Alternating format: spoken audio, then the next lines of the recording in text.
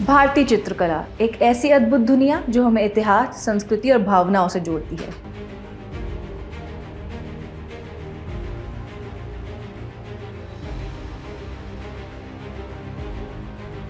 अजंता और एलोरा की जटिल भित्ति चित्रों से लेकर मधुबनी जैसे लोक कला रूपों तक इसने प्राचीन मिथकों, धार्मिक भक्ति की प्राचीनता और दैनिक जीवन को चित्रित करते हुए सहस्त्राब्दियों का सफर तय किया है।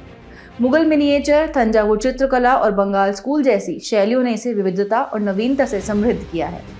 ये कला का रूप आज भी भारत और विश्व स्तर पर प्रेरणा का स्रोत बना हुआ है। तो चलिए सबसे पहले जानते हैं कि भारतीय चित्रकला का विकास कैसे हुआ।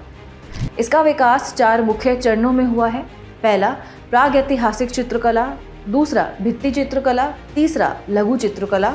चौथा, चित्रकला की क्षेत्रीय शैलियां और अंत में मॉडर्न भारतीय एवं लोक चित्रकला। अगर चित्रकला के मुख्य स्रोतों की बात करें तो विष्णु धर्मोत्तर पुराण, वात्स्यायन के कामसूत्र और विशाखदत्त कृत मुद्रा राक्षस, ये तीनों मुख्य स्रोत हैं जो भारतीय चित्रकला की प्राचीन यात्रा में आवश्यक भूमिका निभाते हैं। चलिए विस्तार से कुछ चित्रकलाओं के बारे में जानते हैं और शुरुआत करते हैं प्राग ऐतिहासिक चित्रकला से। प्राग ऐतिहासिक चित्रकला को रॉक कट पेंटिंग्स भी कहा जाता है, जिसके साक्ष्य मध्य प्रदेश की भीमबेटका गुफाओं में मिलते हैं।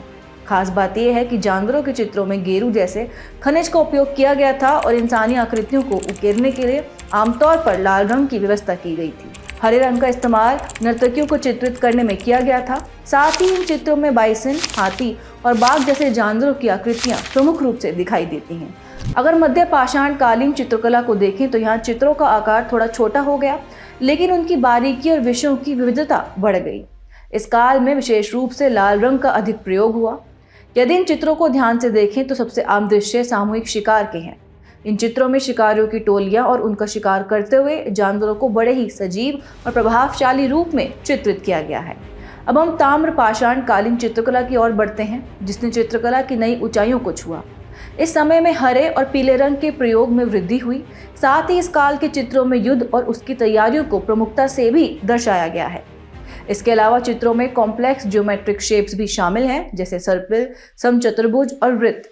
यह स्पष्ट करता है कि कला अब केवल जीवन का चित्रण नहीं है, बल्कि मानव की कल्पना शक्ति और तकनीकी समझ का भी प्रमाण बन रही थी। मध्य प्रदेश के नरसिंहगढ़, जोगीमारा गुफाएं और छत्तीसगढ़ के गोटसर और कोहाबोर में प्रत्सर कला के अद्भुत उदाहरण मिलते हैं। उड़ीसा के गुडाहांडी और योगी माता की गुफाएं भी इस काल की कला का बेमिसाल नमूना है। खासकर चितवा डोंगरी में बैल की सवारी करती हुई आकृति इन गुफा चित्रों का एक अद्भुत उदाहरण है। चलिए आगे बढ़ते हैं और भित्ति चित्रकला के बारे में समझते हैं। सबसे पहले चलते हैं महाराष्ट्र के अजंता गुफाओं की ओर, जो 2वीं शताब्दी ईसा पूर्व से लेकर 5वीं से 6वीं शताब्दी ईस्वी तक के भित्ति चित्रों के लिए प्रसिद्ध है। यहाँ कुल 29 गुफाएं हैं, जिनमें बौद्ध धर्म से जुड़ी कहानियां और बुद्ध के जीवन के दृश्य उकेरे गए हैं। सबसे दिलचस्प बात यह है कि इन चित्रों को घोड़े की नाल के आकार में बनी गुफाओं में बड़ी बारीकी से तैयार किया गया है। बोधिसत्व, पद्मपाणि और वज्रपाणि जैसे अद्भुत चित्र इनमें मुख्य आकर्षण हैं।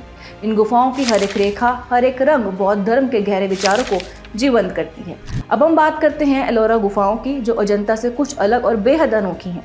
ये गुफाएं न सिर्फ अपनी वास्तुकला के लिए प्रसिद्ध हैं, बल्कि इनकी चित्रकला भी हमें 3 प्रमुख धर्मों, बौद्ध, जैन और हिंदू का संगम देखने को देती हैं। एलोरा में कुल 17 हिंदू गुफाएं हैं, जिनका नंबर 13 से लेकर 29 तक है, और ये गुफाएं कला और आस्था का अद्भुत मेल प्रस्तुत करती हैं। इन गुफाओं में से गुफा संख्या 15, जिसे दशावतार गुफा के नाम से जाना जाता है, विशेष रूप से उल्लेखनीय है। यह भगवान विष्णु के नरसिंह अवतार का भित्ति चित्र बनाया गया है, जो समय की चित्रकारी और धार्मिक अभिव्यक्ति का बेहतरीन उदाहरण है। एलोरा की चित्रकला में एक खास बात यह भी है कि यहाँ के चित्रों में तीव्र मोड़, लंबी आंखें और गहरी आकृतियां दिखाई देती हैं, जो न सिर्फ धार्मिक भावनाओं को दर्शाती हैं, बल्कि कला के उन्नत स्तर को भी स्पष्ट करती हैं। अब हम मध्य प्रदेश की ओर रुख करते हैं, जहाँ बाघ गुफाओं की चित्रकला अजंता की शैली को और भी विस्तारित करती है। इन चित्रों को देखकर आप ये महसूस कर सकते हैं कि कला समय के साथ और अधिक परिपक्व और समृद्ध हुई है। बाघ गुफा की गुफा संख्या 4 को रंग महल के नाम से जाना जाता है, और इसका नाम ही इसके चित्रों की जीवंतता और आकर्षण को बेहतरीन तरीके से परिभाषित करता है। अब चलते हैं तमिलनाडु की ओर, जहाँ स्थित अरमामलाई गुफाएं अपनी जैन धर्म से जुड़ी चित्रकला के लिए प्रसिद्ध हैं। इन गुफाओं में जैन धर्म की कहानियां और अष्टाटिक पालकों की कहानियां चित्रित की गई हैं, जो न केवल धार्मिकता बल्कि कला के अद्भुत संगम को भी दर्शाती हैं। इन चित्रों में जैन धर्म की शिक्षाएं और उनकी आध्यात्मिकता का सुंदर रूप प्रस्तुत किया गया है। अब तमिलनाडु की एक और प्रसिद्ध गुफा सित्तनवासल की ओर रुख करते हैं, जो अपनी जैन चित्रकला और प्रतीकों के लिए जानी जाती है। ये गुफाएं, जिन्हें अरिवर कोइल के नाम से भी जाना जाता है, जैन धर्म की आध्यात्मिकता और कला के गहरे संबंधों को बखूबी दर्शाती हैं। यहाँ की विशेषता यह है कि इन गुफाओं में दीवारों के साथ साथ छत पर भी भव्य चित्रकला मौजूद है, जो इन गुफाओं को और भी अद्वितीय बनाती है। सित्तनवासल गुफाओं में केवल दीवारों और छतों पर ही चित्र उकेरे नहीं गए हैं, बल्कि यहाँ उत्कृष्ट राहत मूर्तियां भी पाई जाती हैं। ये चित्र और मूर्तियां जैन धर्म के मूल सिद्धांतों और उनके आध्यात्मिक प्रतीकों का सजीव चित्रण करती हैं।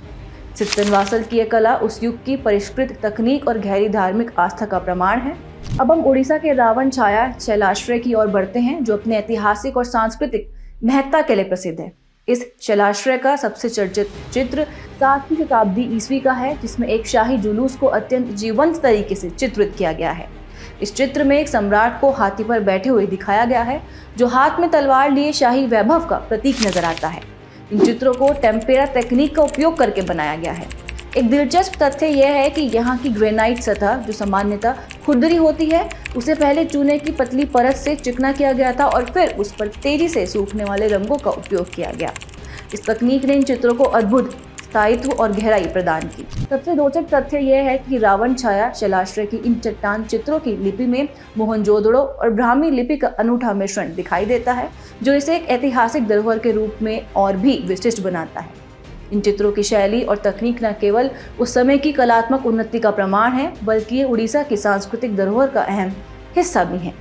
आगे बढ़ते हैं आंध्र प्रदेश के लेपाक्षी मंदिर की ओर, जहाँ की दीवारें हमें वीरभद्र मंदिर की कहानियां सुनाती हैं। यहाँ आपको रामायण, महाभारत और विष्णु के अवतार जैसे प्रमुख धार्मिक विषयों पर चित्र मिलते हैं। ये चित्र न केवल धार्मिकता का प्रतिनिधित्व करते हैं, बल्कि हमारी प्राचीन धरोहर और संस्कृति को भी दर्शाते हैं। अब चलते हैं छत्तीसगढ़ के जोगीमारा गुफाओं की ओर, जहाँ की चित्रकला प्राचीन काल के नृत्य करते युगल, हाथी और मछली जैसे विषयों को जीवंत रूप में प्रस्तुत करती हैं। इन चित्रों में सफेद आधार पर प्लास्टर, पीले, काले और लाल रंगों के साथ रेखा चित्रों का प्रयोग किया गया है, जो न सिर्फ कला के अनूठे प्रयोग को दर्शाते हैं, बल्कि उस समय की संस्कृति और कला के आदान प्रदान को भी सामने लाते हैं। अब हम कर्नाटक के बादामी गुफा मंदिर की ओर बढ़ते हैं, जो 6वीं से 7वीं शताब्दी की हैं और हिंदू धर्म से संबंधित चित्रकला से सजी हैं। ये गुफाएं अपनी धार्मिक और ऐतिहासिक महत्वता के कारण एक प्रमुख स्थल हैं। अब हम बात करेंगे एक ऐसी अनोखी कला की, जो आकार में भले ही छोटी हो, लेकिन उसमें बसी कहानियां और भावनाएं बेहद गहरी होती हैं। हम बात कर रहे हैं भारतीय लघु चित्रकला की। ये कला सिर्फ रंगों और रेखाओं तक सीमित नहीं है, बल्कि इसमें हमारी सांस्कृतिक और ऐतिहासिक धरोहर भी समाहित है। तो आइए इन खूबसूरत चित्रों के बारे में जानकारी प्राप्त करते हैं। पहली है प्रारंभिक लघु चित्रकला। लघु चित्रकला की शुरुआत पाल शैली से हुई, जो 750 ईस्वी से लेकर 12वीं शताब्दी तक प्रचलित रही। ये चित्र मुख्य रूप से बौद्ध धर्म से जुड़े हुए थे और नालंदा और विक्रमशिला जैसे धार्मिक केंद्रों में ताड़ के पत्तों पर बनाए जाते थे। इन चित्रों में हल्के रंगों और लहरदार रेखाओं का उपयोग किया गया और अष्ट साहसिका, प्रज्ञा पारमिता जैसे ग्रंथों में इन्हें जीवंत किया गया। इसके बाद अपभ्रंश शैली का विकास हुआ, जिसमें गुजरात, राजस्थान और मालवा की छवियां दिखाई देती हैं।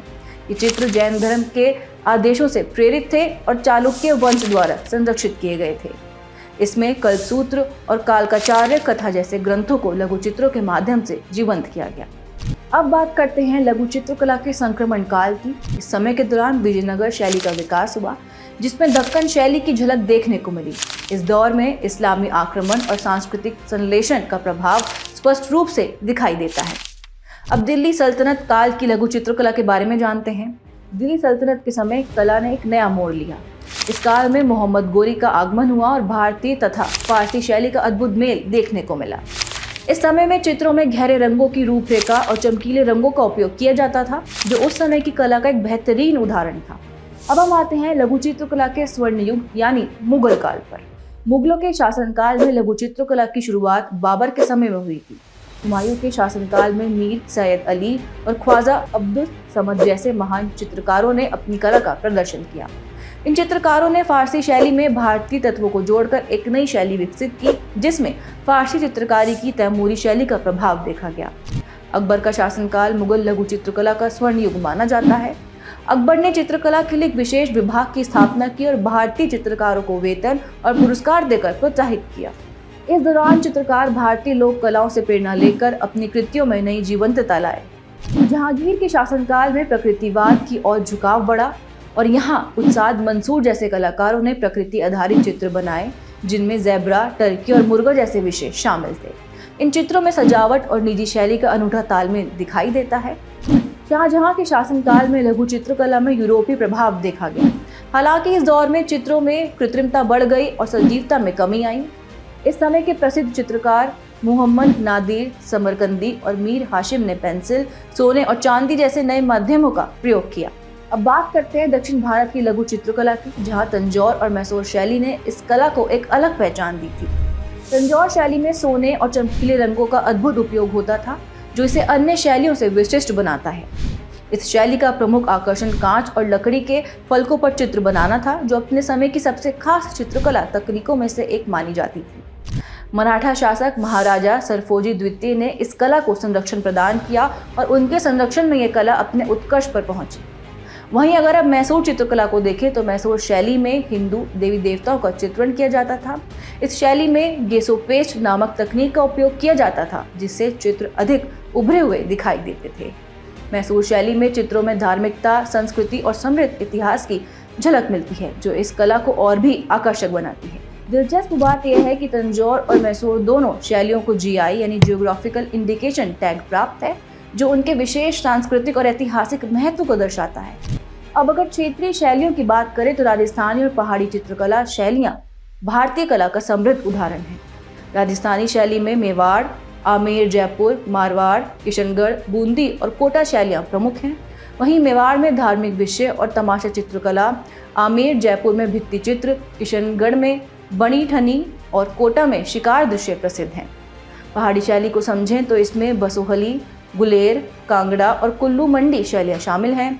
बसोहली में चमकदार रंग, गुलेर में प्राकृतिक दृश्य, कांगड़ा में कोमलता और प्रकृतिवाद तथा कुल्लू मंडी में धार्मिक विषयों पर जोर है। इन शैलियों ने भारतीय कला को अनुपम विविधता प्रदान की। अब बात करेंगे आधुनिक भारतीय चित्रकला की 3 प्रमुख शैलियों के बारे में: कंपनी चित्रकला, बाजार चित्रकला और बंगाल शैली। कंपनी चित्रकला एक ऐसा संगम है जिसमें राजपूत, मुगल और यूरोपीय तत्वों का मेल है। इसमें वाटर कलर का प्रयोग किया गया था और यह शैली कोलकाता, पटना, वाराणसी, तंजावुर आदि में विकसित हुई। इसके प्रमुख चित्रकारों में मजहर अली खान और गुलाम अली खान शामिल थे। इस शैली में यूरोपीय चित्रकला के प्रभाव के साथ साथ भारतीय तत्वों का समावेश किया गया था। बाजार चित्रकला बंगाल और बिहार में प्रचलित रही और इसमें यूरोपीय बाजारों और धार्मिक विषयों का समावेश था।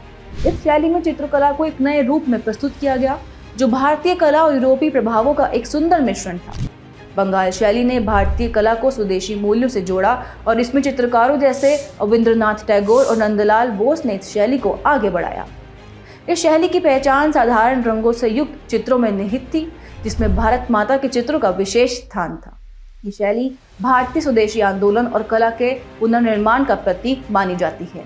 हर राज्य की अपनी एक विशेष कला शैली है, जो वहाँ की संस्कृति, परंपरा और जीवन को बयां करती है। मधुबनी कला, जो बिहार से आती है, अपनी ज्यामितीय डिजाइनों और प्राकृतिक रंगों के जरिए धार्मिक और सांस्कृतिक प्रतीकों को सजीव करती है। वहीं पटचित्र उड़ीसा में भगवान जगन्नाथ और लोक कथाओं की कहानियां रंगों के माध्यम से जीवंत होती हैं। पश्चिम बंगाल की पटुआ कला सिर्फ चित्र कथाओं का माध्यम नहीं है, बल्कि इसके जरिए सामाजिक संदेश भी दिए जाते हैं। झारखंड की पैतकर कला आदिवासी संस्कृति की आत्मा है, जो मृत्यु के बाद जीवन जैसे गहरे विषयों को चित्रित करती है। आंध्र प्रदेश की कलमकारी कला कपड़ों और प्राकृतिक रंगों के संयोजन से अपनी विशिष्ट पहचान बनाती है, जबकि महाराष्ट्र की वर्ली कला अपने सरल और प्रभावी ज्यामितीय डिजाइनों के माध्यम से ग्रामीण जीवन की सुंदरता को उजागर करती है। हिमालय क्षेत्र की थांगका कला बौद्ध धर्म की धार्मिक और सांस्कृतिक परंपराओं को कैनवास पर जीवित करती है। वहीं बिहार की मंजूषा कला सांपों और पौराणिक कथाओं की कहानियों को अद्भुत रूप में प्रस्तुत करती है। अब अगर हम बात करें आधुनिक भारतीय कला की, तो यहाँ रंगों और विचारों का अद्भुत समावेश देखने को मिलता है। राजा रवि वर्मा ने भारतीयता और पश्चिमी तकनीकों का मेल करके आधुनिक भारतीय चित्रकला को एक नई दिशा दी। उनके प्रसिद्ध चित्र जैसे शकुंतला और लेडी इन द मूनलाइट आज भी कला जगत में अमर हैं। अमृता शेरगिल ने भारतीय विचारों को वैश्विक दृष्टिकोण से जोड़ते हुए कला में एक नया आयाम जोड़ा। प्रोग्रेसिव आर्टिस्ट ग्रुप, जिसमें FN सूजा, SH रजा और MF हुसैन शामिल थे। उन्होंने साहित्य और इतिहास को समकालीन कला में नया रूप दिया। क्यूबिस्ट शैली ने चित्रों को टुकड़ों में बांटकर कला में गहराई और वैचारिकता को बढ़ावा दिया। अंत में इन सभी उदाहरणों से हम यह समझते हैं कि भारतीय चित्रकला केवल रंगों और आकृतियों की कहानी नहीं है, बल्कि यह हमारी सभ्यता और संस्कृति का दर्पण है। प्राचीन गुफाओं से लेकर आधुनिक गैलरियों तक यह कला हमारी परंपराओं और धरोहर को जीवित रखती है। इन शैलियों की गहराई और उनके पीछे छिपी कहानियों को समझने से हम भारतीय कला के साथ साथ अपने इतिहास और समाज को भी बेहतर तरीके से जान सकते हैं। आज के इस विषय में बस इतना ही। हम फिर मिलेंगे एक नए विषय के साथ। तब तक के लिए जुड़े रहिए विजन IAS के साथ।